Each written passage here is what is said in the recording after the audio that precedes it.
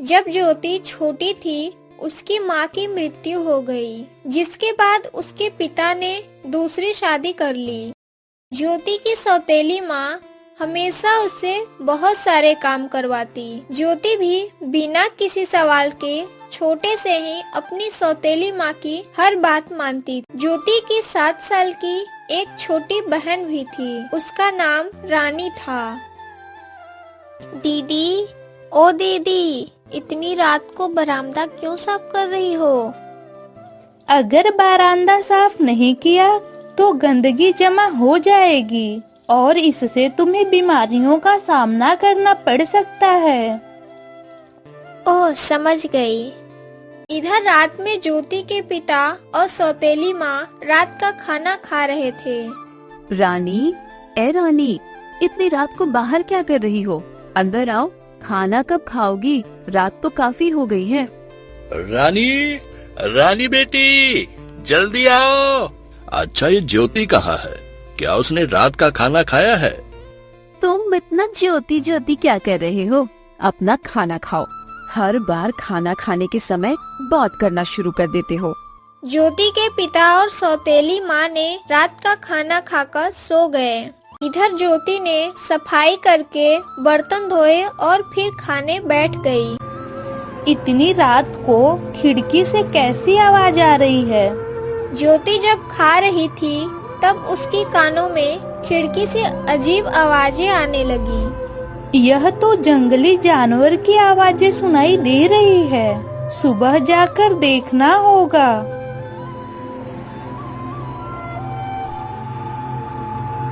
रात का काम खत्म करके ज्योति खाना खाकर सो गई। देर रात सोने के कारण सुबह उठने में ज्योति को देर हो गई।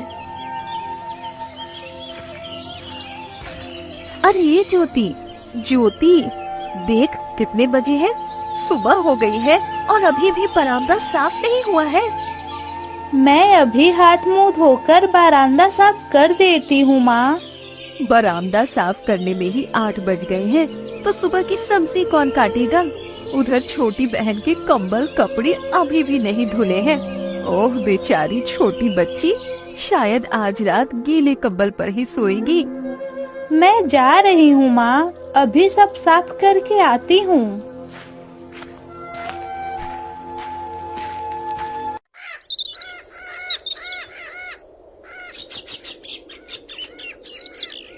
इसके बाद ज्योति घर के कामों में लग जाती है। सभी काम खत्म करके ज्योति नदी के किनारे पानी भरने जाती है।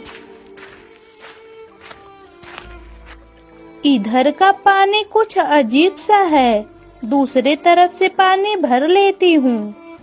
ज्योति पानी भरने लगती है।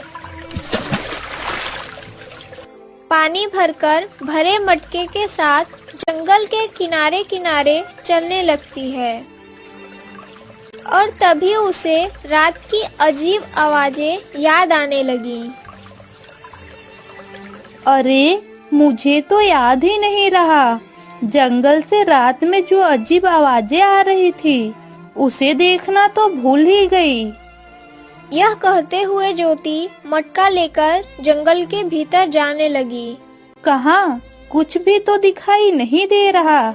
इसके अलावा रात में जो अजीब आवाजें मैंने सुनी थी वह किसी जानवर या पंछी का भी नहीं लग रही थी।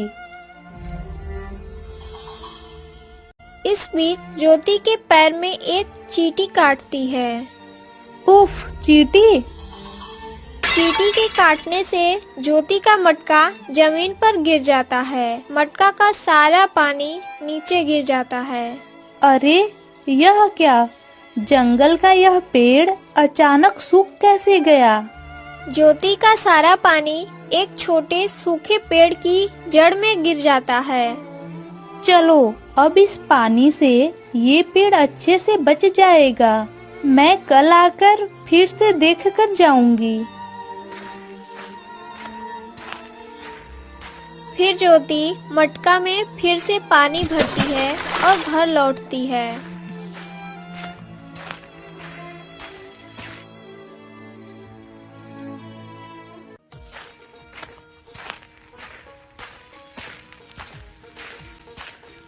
ए ज्योति, इतनी देर तक कहाँ थी? पानी लेने गई थी या फिर कहीं पर सो गई थी? इधर अभी तक चूल्हे पर चावल नहीं पके हैं, तो जानती नहीं क्या? माँ, मैं ना मटका लेकर गिर गई थी, इसीलिए फिर से पानी भरकर ला रही हूँ, इसीलिए देर हो गई। रहने दे, अब और बहाना नहीं चाहिए। अब जा, पानी का मटका रख और रानी को नहला दे। ज्योति पानी का मटका रखकर रानी को नहलाने के लिए पानी भरने लगती है। दीदी, मुझे दो, मैं नल चलाऊंगी। नहीं, बिल्कुल नहीं, तुम्हारे हाथ में चोट लग जाएगी और तुम अभी बहुत छोटी हो। पहले बड़े हो जाओ, फिर खुद ही नल चलाना। नहीं दीदी नहीं, मुझे ही नल चलाना है। दो दीदी। रानी की नल चलाने की जिद को देखकर ज्योति राजी होती है। रानी खुश होकर नल चलाने लगी। तभी वहाँ रानी की माँ आ जाती है। ओ राजकुमारी, मेरी छोटी बच्ची से नल चलवाया जा रहा है। लेकिन माँ। चुप, बिल्कुल चुप, मुझे सब पता है। तू मेरे पीठ पीछे मेरे बेटी से काम करवाती है। नहीं माँ, ज्योति दीदी ने मुझे नल चलाने नहीं दिया, मैं खुद ही जोर डालकर नल चला रही हूँ। तो चुप रह, अब देख रही हूँ छोटी बच्ची को डराकर अपने पक्ष में बात करवा रही है। हाँ। ज्योति को अपनी माँ की बातों का इतना बुरा नहीं लगता, क्योंकि उसकी माँ हमेशा ऐसा ही करती हैं। इधर ज्योति सारे काम खत्म करके बर्तन धो रही थी। तभी वहाँ उसकी छोटी बहन रानी भी आई और उसने कहा, ज्योति दीदी, मुझे माफ कर दो, मुझसे गलती हो गई। धत पगली, ये सब क्या कह रही है? तू तो अभी छोटी है और गलती कहाँ की? गलती तो मुझसे हुई है, मैंने ही तुम्हें नल चलाने दिया। दीदी, मैं तुम्हें एक चीज दिखाऊंगी, मेरे साथ आओ।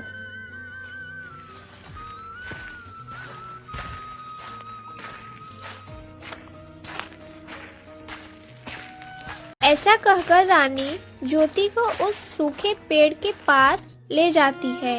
दीदी, देखा तुमने? अरे क्या देखूं?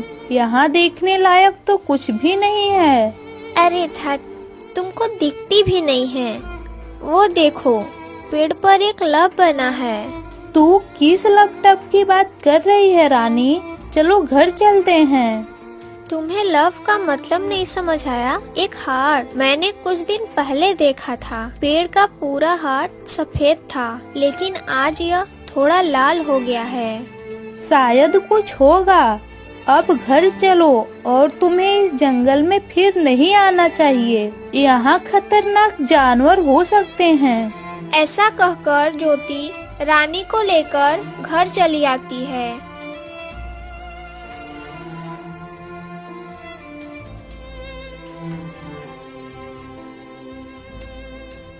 रात में जब ज्योति सो रही थी, आधी रात में फिर से उसे वही अजीब आवाज सुनाई देती है और उसकी नींद टूट जाती है। अरे यह कैसी आवाज है? कोई जानवर तो इस तरह नहीं बोलता। खैर, आवाज तो बहुत सुंदर है, सुबह जाकर देखना होगा।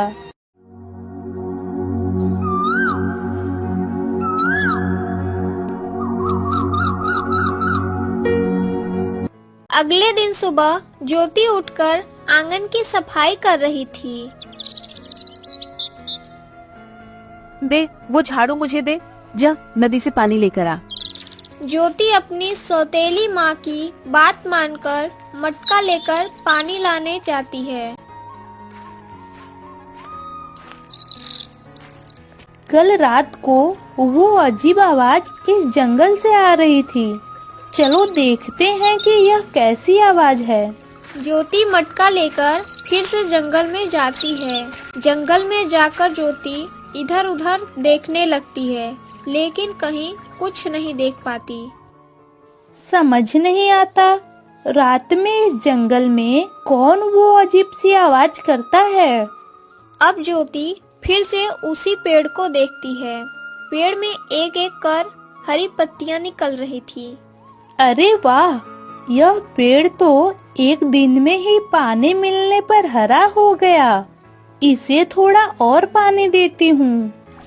ऐसा कहकर ज्योति पेड़ की जड़ में मटका का पानी डालती है और साथ ही पेड़ का आधा हाथ लाल हो जाता है, लेकिन ज्योति उसे देख नहीं पाती। इसके बाद ज्योति घर चली आती है।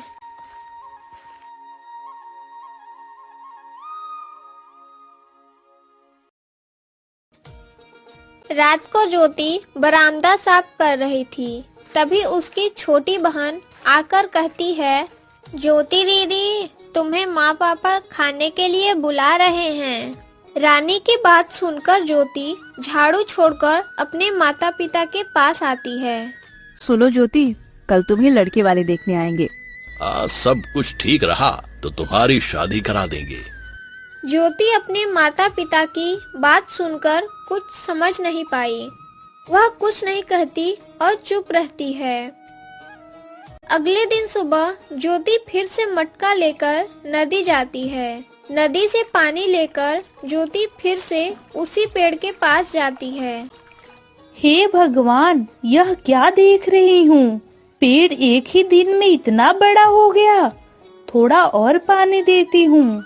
ज्योति का पानी पाकर पेड़ एक दिन में बहुत बड़ा हो गया था। पेड़ की पूरी शाखाएं हरी हो गई थी। ज्योति मटका रखकर पेड़ के पास बैठ जाती है। वाह, कितनी ठंडक है। शरीर एकदम ठंडा हो गया। ज्योति पेड़ के नीचे बैठकर बहुत शांति महसूस कर रही थी, लेकिन एक समय पर ज्योति गहरी नींद में सो गई। तभी वहाँ रानी आ जाती है। पेड़ कितना बड़ा हो गया है। अरे, ये हाथ भी पहले से काफी लाल हो गया है। रानी ने पेड़ के नीचे देखा, ज्योति सो रही थी। दीदी दीदी, तुम यहाँ सो रही हो और उधर कितनी कहानियाँ हो गई हैं, तुम्हें पता है?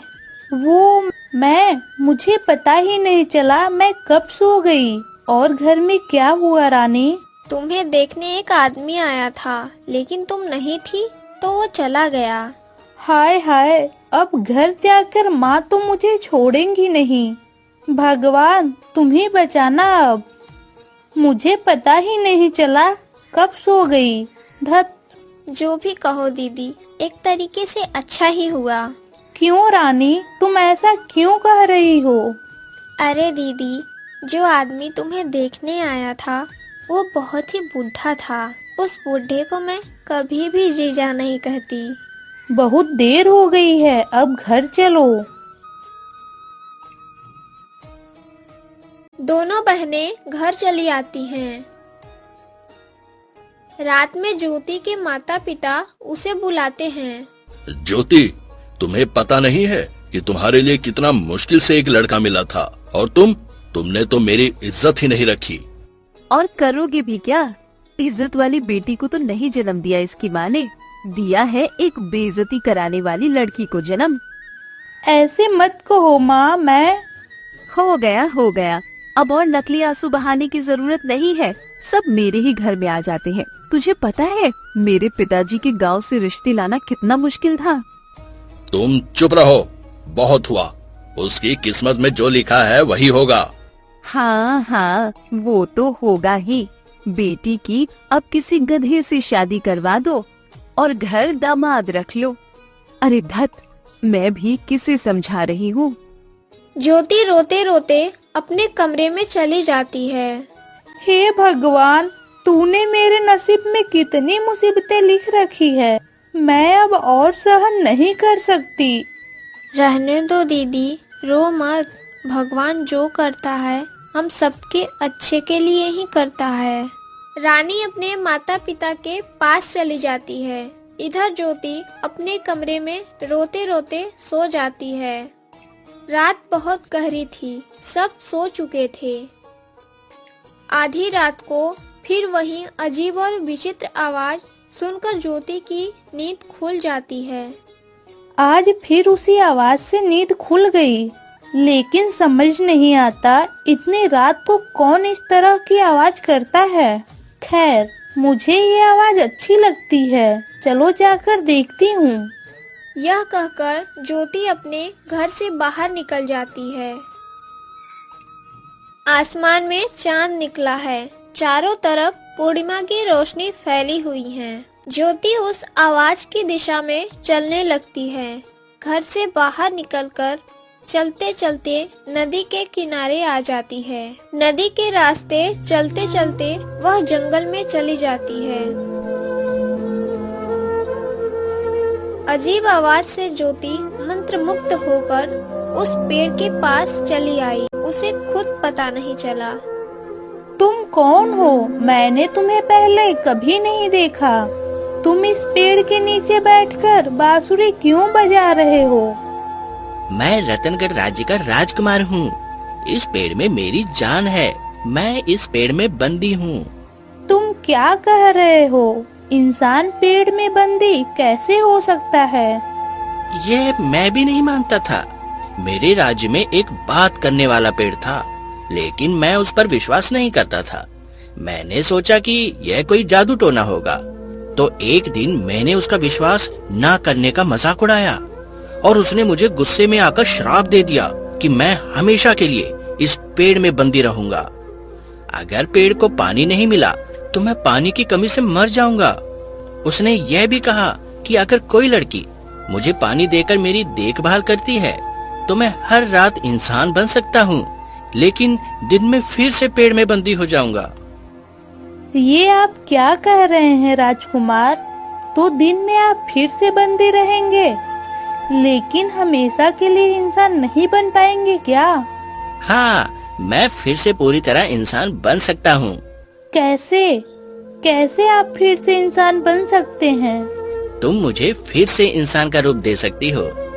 लेकिन मेरे पास कोई जादू की शक्ति नहीं है। मैं आपको कैसे मुक्त कर सकती हूँ? अगर तुम दिन के समय इस पेड़ से शादी कर लो तो मैं फिर से इंसान बन सकता हूँ। लेकिन मेरी माँ मेरी कहीं और शादी कराएंगी। मैं अपने माता पिता की आज्ञा का उल्लंघन नहीं कर सकती। अगर तुम नहीं कर पाई तो मुझे सारे जीवन भर इस पेड़ में बंदी रहना पड़ेगा।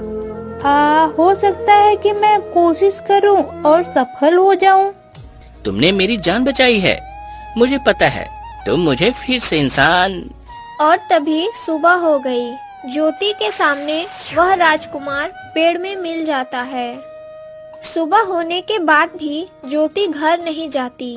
वह उसी पेड़ के सामने खड़ी रहती है।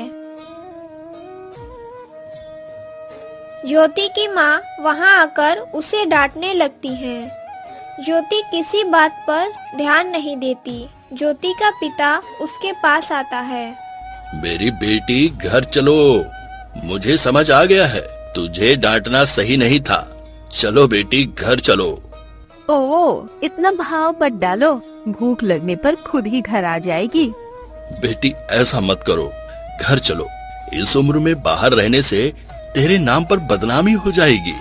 जब पेड़ से इतना लगाव है तो शादी भी पेड़ से कर लेना, समझी? ऐसे भी तुम्हारी बेटी से और कौन शादी करेगा? हाँ माँ, मैं पेड़ से शादी करूँगी। मेरी इस पेड़ से शादी करा दो, फिर मैं घर जाऊँगी। लगता है ये लड़की पागल हो गई है। नहीं माँ, मैं पागल नहीं हुई हूँ। मैंने आज तुम्हारे लिए घर की सफाई नहीं की। मैंने तुम्हारे लिए नदी से पानी नहीं लाई। मैंने तुम्हारे बर्तन नहीं धोए। मैंने तुम्हारे सारे काम नहीं किए। इसीलिए क्या मैं आज पागल हो गई? ये सब तुम क्या कह रही हो ज्योति? ये कुछ नहीं। जब लड़की पेड़ से शादी करना चाहती है तो उसकी शादी करवा दो ना। कोई उपाय न देखकर अंततः ज्योति के माता पिता उसकी शादी पेड़ से करवा देते हैं। शादी के बाद ज्योति पेड़ से लिपट जाती है और अचानक पेड़ की जगह एक सुंदर युवक खड़ा होता है। ये क्या? मेरे सामने ये क्या हो गया? माँ, पिताजी, यह राजकुमार राघव हैं। मैं तुम्हें सब कुछ बताऊंगी। अब घर चलो। इसके बाद वे सब घर चले जाते हैं।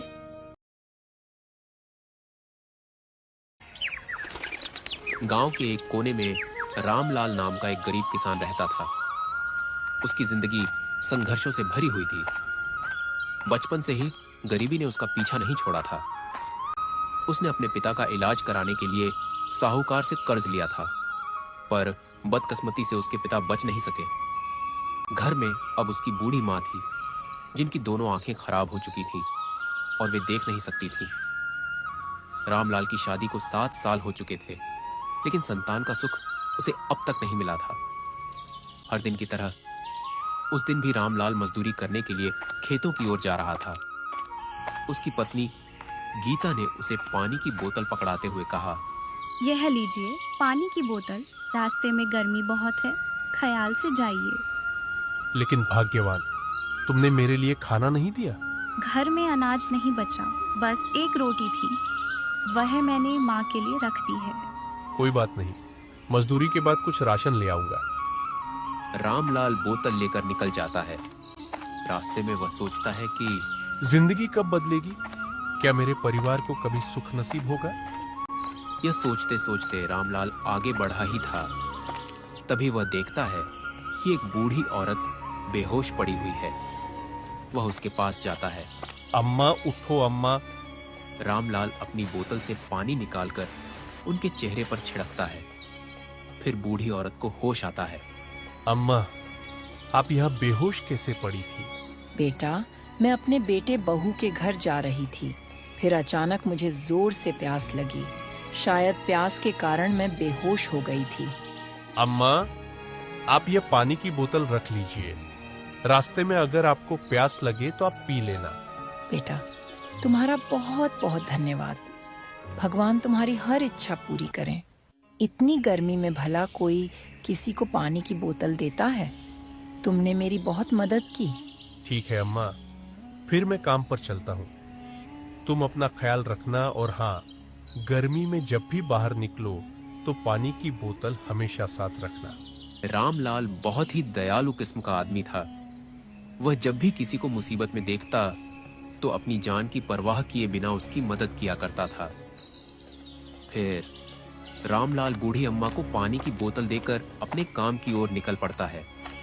तभी उसे रास्ते में साहूकार मिलते हैं, जिससे उसने अपने पिता के इलाज के लिए कर्ज लिया था। रामलाल, तू मेरा पैसा कब दे रहा है? अब बहुत हो गया, मैं अब इंतजार नहीं कर पा रहा हूँ। साहूकार जी, कुछ समय और दे दीजिए, मैं आपके पैसे चुका दूंगा।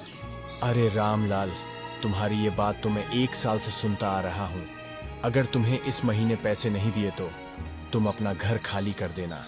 रामलाल इसका कोई जवाब नहीं देता और सिर झुकाकर वहां से निकल जाता है। रामलाल जब खेत पर पहुंचता है तो मालिक पहले से गुस्से में खड़ा था। कितनी देर से आ रहा है? अगर आगे से देर हुई तो इस महीने की मजदूरी नहीं मिलेगी। मालिक, रात भर माँ की तबीयत खराब थी, सुबह जल्दी उठ नहीं पाया। मुझे बहाने मत सुनाओ। पिछली बार गेहूं की फसल अच्छी हुई थी, अब टमाटर की भी शानदार होनी चाहिए। जी मालिक, मैं पूरी मेहनत करूंगा। दोपहर की धूप तेज हो जाती है। रामलाल पसीने से तरबतर होकर भी खेत में जुटा रहता है। काम करते करते शाम ढलती है। रामलाल मजदूरी के बाद गांव के मोहन की दुकान पर जाता है। मोहन भाई, थोड़ा राशन दे दो, घर में कुछ भी नहीं है। माँ और गीता दोनों भूखे हैं। पहले पिछला उधार चुकता करो रामलाल, फिर नया राशन मिलेगा। मैं कोई मुफ्त की दुकान नहीं चलाता। रामलाल सिर झुका लेता है। दिल भारी हो जाता है। वह चुपचाप लौट पड़ता है। पैरों में थकान, कंधों पर बोझ और मन में निराशा लिए हुए। रास्ते में रामलाल खोया खोया सा चलता हुआ जंगल की ओर मुड़ जाता है। वहां एक साधु बाबा तपस्या में बैठे हैं। रामलाल दूर खड़ा होकर देखता है। तभी एक सांप बाबा को काटने के लिए उनकी ओर बढ़ता है। रामलाल खड़े होकर सांप को हटाने की कोशिश करता है, लेकिन सांप उसे काटकर भाग जाता है। रामलाल दर्द से कराहते हुए गिर पड़ता है। थोड़ी देर बाद साधु बाबा की तपस्या टूटती है। वह रामलाल को जमीन पर पड़ा देखते हैं और अपनी शक्ति से उसे ठीक कर देते हैं। रामलाल, तुमने मेरी जान बचाई है। मैं तुम्हारा कर्ज कभी नहीं उतार सकता। मांग जो चाहो वरदान मांग ले। बाबा, मेरी जिंदगी में इतने कष्ट हैं कि एक वरदान से सब नहीं सुलझ सकते। माँ देख नहीं सकती, संतान नहीं है, कर्ज भी सिर पर चढ़ा है। मैं केवल एक वरदान दे सकता हूँ, सोच समझकर मांगना। रामलाल इस दुविधा में पड़ गया। अगर मैं माँ की आंखों की रोशनी मांगू तो कर्ज और संतान की समस्या खत्म नहीं होगी। अगर संतान मांगू तो माँ अंधी ही रह जाएगी। और अगर कर्ज उतारने की मांग करूं तो संतान और माँ की समस्या खत्म नहीं होगी। बाबा, एक दिन का समय दे दीजिए, मैं सोच कर बताऊंगा। ठीक है, मैं तुम्हें एक दिन का समय देता हूँ। कल तुम इसी जगह इसी समय आकर मुझसे मिलना। रामलाल घर लौटता है, लेकिन भूखे पेट पूरी रात सोचता रहता है, क्या माँ की आंखें मांगू, संतान मांगू या कर्ज से छुटकारा। सूरज की पहली किरण के साथ रामलाल की आंखें खुलती हैं। रात भर सोचते सोचते उसकी आंखें लाल हो गई थीं, लेकिन अब उसका मन ठोस फैसला ले चुका था। वह जल्दी से तैयार होता है और बिना कुछ खाए साधु बाबा के पास जाने के लिए निकल पड़ता है। जंगल में पहुंचते ही उसने देखा कि साधु बाबा ध्यान में थे। वह चुपचाप उनके सामने खड़ा हो जाता है। कुछ देर बाद साधु बाबा ने आंखें खोली और मुस्कुराते हुए बोले, तुम आ गए। क्या सोच लिया तुमने? कौन सा वरदान चाहते हो? रामलाल ने गहरी सांस ली और आत्मविश्वास से जवाब दिया, बाबा, मैं चाहता हूं कि सोने के पलने में झूलते मेरे लालन को मेरी माँ अपनी आंखों से देखे। साधु बाबा यह सुनकर चौंक गए। रामलाल ने एक ही वरदान में सब कुछ मांग लिया था। अगर माँ की आंखें ठीक होंगी तो वह देख सकेगी, अगर बच्चा होगा तो संतान की समस्या हल हो जाएगी, और अगर सोने का पालना होगा तो गरीबी दूर हो जाएगी। तेरी यह इच्छा पूरी होगी, जा अपने घर। रामलाल जब घर पहुंचा तो उसकी जीवन की सबसे बड़ी खुशी उसका इंतजार कर रही थी। उसकी माँ की आंखों की रोशनी लौट आई थी। उसकी पत्नी गर्भवती थी और उनका टूटा फूटा घर अब राजमहल जैसा बन चुका था। कमरे में एक सुनहरा झूला रखा था। रामलाल की आंखों से आंसू बह निकले। ये चमत्कार था या भगवान का न्याय? माँ अब देख सकती है? हाँ बेटा, मैं सब कुछ देख सकती हूँ। भगवान ने मेरी सुन ली। देख, तेरी गीता भी माँ बनने वाली है। हाँ, और ये देखो, ये सोने का पालना हमारे बच्चे के लिए। रामलाल की इस सफलता को देखकर उसका पड़ोसी चौंक गया। उसने कभी सोचा भी नहीं था कि रामलाल, जो कुछ दिन पहले तक एक गरीब मजदूर था, अब इतना संपन्न हो जाएगा। मंगरू ने रामलाल के नए घर को देखा। उसकी माँ की आंखों की रोशनी लौट आई थी। उसकी पत्नी गर्भवती और सोने का पालना घर के आंगन में चमक रहा था। यह सब देखकर मंगरू के मन में जलन पैदा हो गई। ये रामलाल तो बड़ा भाग्यशाली निकला। अभी कुछ दिन पहले तक मेरे साथ ही मजदूरी कर रहा था और अब देखो महल में रह रहा है। आखिर उसे ये सब कैसे मिला? वह रामलाल से मिलने के बहाने उसके घर पहुंचा। अरे रामलाल भाई, बहुत बहुत बधाई हो। अब तो तुम्हारी दुनिया ही बदल गई। हाँ मंगरू, भगवान की कृपा से सब ठीक हो गया। लेकिन भाई, ये सब हुआ कैसे? इतनी जल्दी इतनी तरक्की? रामलाल ने पूरी ईमानदारी से सारी कहानी मंगरू को बता दी। यह सुनकर मंगरू के मन में एक नई लालच जाग उठी। मंगरू लालच और ईर्ष्या से भरा हुआ था। वह मन ही मन सोच रहा था कि अगर रामलाल को वरदान मिल सकता है तो उसे क्यों नहीं। लेकिन वह चाहता था कि उसे रामलाल से भी बड़ा और शक्तिशाली वरदान मिले। इसी लालच के साथ वह अंधेरे में ही जंगल की ओर निकल पड़ा। जंगल में प्रवेश करते ही वहां की शांति, रहस्यमयी वातावरण ने मंगरू के मन में हल्की घबराहट भर दी। लेकिन अपने लालच को ताकत बनाकर वह आगे बढ़ता गया। जल्दी ही वह उस स्थान पर पहुंचा जहां साधु बाबा तपस्या में लीन थे। यही वह साधु बाबा हैं जिन्होंने रामलाल को वरदान दिया था, लेकिन ये तो ध्यान में लीन है। इन्हें कैसे प्रभावित करूं? मंगरू ने रामलाल से सुनी हुई पूरी कहानी याद की। रामलाल ने साधु बाबा की जान बचाई थी, तभी उसे वरदान मिला था। मंगरू ने सोचा कि अगर वह भी कुछ ऐसा करे तो साधु बाबा उसे भी वरदान दे देंगे। वह इधर उधर देखने लगा और अचानक उसे एक बड़ा पत्थर दिखाई दिया। उसके मन में एक चालाकी भरा विचार आया। मंगरू ने वह पत्थर उठाया और चुपके से साधु बाबा के पास रख दिया। फिर उसने एक लकड़ी उठाई और पत्थर पर जोर से मारा, जिससे तेज आवाज हुई। साधु बाबा की ध्यान अवस्था में कोई रुकावट नहीं आई, लेकिन मंगरू को लगा कि वह सफल हो जाएगा। फिर वह खुद ही जमीन पर गिर पड़ा और जोर जोर से चिल्लाने लगा, अरे ये क्या हो गया? सांप ने मुझे काट लिया, कोई बचाओ। उसकी चीखें पूरे जंगल में गूंजने लगीं, लेकिन साधु बाबा अब भी शांत बैठे थे। कुछ ही पल बाद उन्होंने धीरे से अपनी आंखें खोली और मंगरू की तरफ देखा। उनकी दृष्टि गंभीर थी, मानो वे सब समझ चुके थे। बालक, तुम कौन हो और यह नाटक क्यों कर रहे हो? मंगरू का चेहरा उतर गया। उसने सोचा था कि साधु बाबा को मूर्ख बना लेगा, लेकिन उनकी गहरी आंखों में कुछ ऐसा था जो उसके छल को तुरंत पहचान गया था। फिर भी वह अपनी चालाकी से बाहर निकलने का प्रयास करने लगा। अरे ये क्या हो गया? सांप ने मुझे काट लिया, कोई बचाओ, मैं बहुत तकलीफ में हूँ। मैंने सुना था कि आपने रामलाल की मदद की थी, इसलिए मैं भी आपके पास आया हूँ। मुझे भी वरदान दीजिए बाबा। बालक, तुम्हारे शब्दों में सत्य की कोई सुगंध नहीं है। रामलाल का हृदय निष्कलंक था, उसने निरहंकारी रूप से मेरी रक्षा की थी, लेकिन तुम्हारे मन में लोभ और छल की अग्नि जल रही है। तुमने अपनी माया से मुझे धोखा देने का प्रयास किया। क्या तुम सोचते हो कि एक साधु जो ध्यान में लीन होता है कुछ नहीं जानता? मंगरू की सांसें तेज हो गईं। उसके शरीर में घबराहट दौड़ गई, लेकिन वह अभी भी अपनी चालाकी से बचने की कोशिश में था। बाबा, मैंने कुछ गलत नहीं किया, मैंने भी आपकी मदद करने की कोशिश की। कृपा करके मुझे भी एक वरदान दीजिए, मैं भी अमीर बनना चाहता हूँ। साधु बाबा हल्के से मुस्कुराए, लेकिन उनकी मुस्कान में करुणा नहीं बल्कि चेतावनी छुपी थी। बालक, वरदान केवल उन्हें मिलता है जिनका हृदय शुद्ध होता है। तुमने छल किया और छल का फल कभी भी सुखद नहीं होता। तुमने सिर्फ धन और वैभव के लिए यह प्रयास किया, लेकिन ध्यान रखना, लोभ मनुष्य को अंधकार में धकेल देता है। मंगरू अब पूरी तरह हताश हो गया।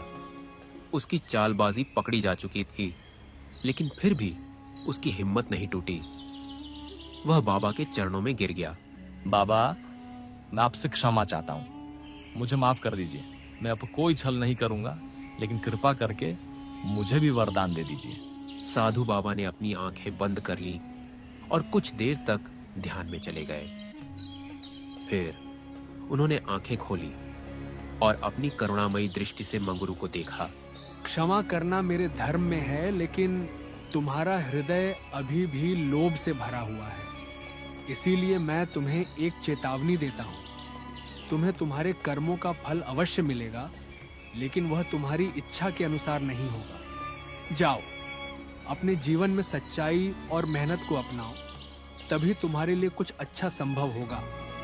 मंगरू समझ जाता है कि बाबा उसे कोई वरदान नहीं देंगे, इसलिए वह बड़बड़ाते हुए वहां से चला आता है। मगर उसके मन में अभी भी लालच भरा हुआ था।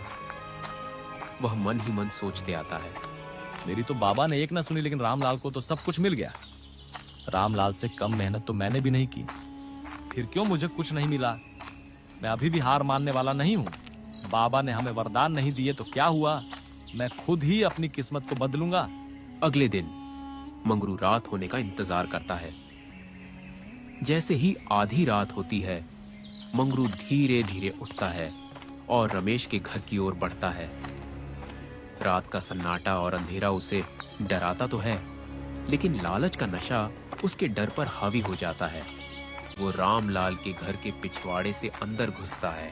बस बिना कोई आवाज किए काम करना है। रामलाल और उसका परिवार गहरी नींद में है। अगर मुझे पकड़ लिया गया तो पूरा गांव मुझे चोर कहेगा। वह दबे पांव अंदर जाता है। चांदनी की हल्की रोशनी से कमरा उजाला हो रहा है। सोने का झूला चमक रहा है। मंगरू की आंखों में हवस साफ झलकती है। वह धीरे धीरे बढ़ता है और कांपते हाथों से झूला उठाने की कोशिश करता है। जैसे ही वह झूले को छूता है, झूला हल्का कंपन करने लगता है। मंगरू घबरा जाता है, लेकिन फिर खुद को संभालता है।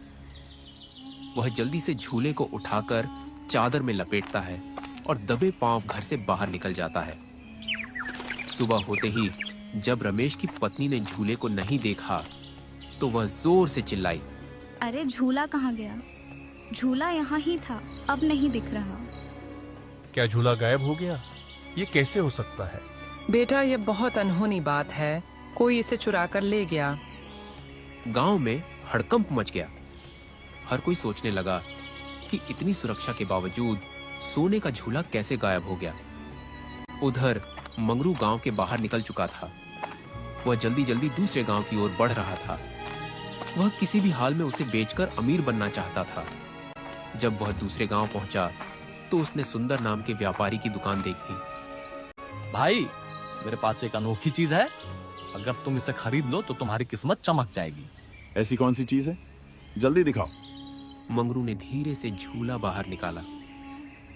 सोने की चमक देख सुंदर की आंखें फटी की फटी रह गई। अरे वाह, ये तो बहुत कीमती है, लेकिन ये तुम्हारे पास कैसे आया? ये मेरे पूर्वजों की निशानी है, मैंने इसे अपने घर में रखा था, अब इसे बेचना चाहता हूँ। सुंदर को शक तो हुआ, लेकिन झूला इतना अनोखा था कि वह उसे खरीदने के लिए तैयार हो गया। जैसे ही सुंदर ने झूले को हाथ में उठाया, अचानक झूला हवा में ऊपर उठ गया और तेज आवाज में बोला, मैं रामलाल का हूँ, जिसने मुझे चुराया है, उसे उसका बदला मिलेगा। सुंदर और दुकान में बैठे सभी लोग डर से कांपने लगे। ये क्या था? ये तो शराबत लग रहा है, मैं इसे नहीं खरीदूंगा। मंगरू ने जैसे ही झूला उठाने की कोशिश की, उसके पूरे शरीर में लाल लाल दाने निकल आए और भयंकर खुजली होने लगी। वह दर्द से तड़प उठा। बचाओ, ये क्या हो रहा है? झूला फिर से हवा में उठा और आवाज आई, जिसका मैं हूँ, मुझे उसके पास ले चलो, नहीं तो अनर्थ होगा। डर के मारे मंगरू झूला लेकर दौड़ पड़ा और सीधा रामलाल के घर पहुंचा। रामलाल और उसका परिवार अभी भी रो रहा था। रामलाल भाई, मुझसे गलती हो गई, तो लालच में मैंने ये झूला चुरा लिया था, लेकिन ये शराबत है, मुझे माफ कर दो। तूने हमारे साथ विश्वासघात किया, ये तो मेरा सौभाग्य था, फिर भी तूने इसे चुरा लिया।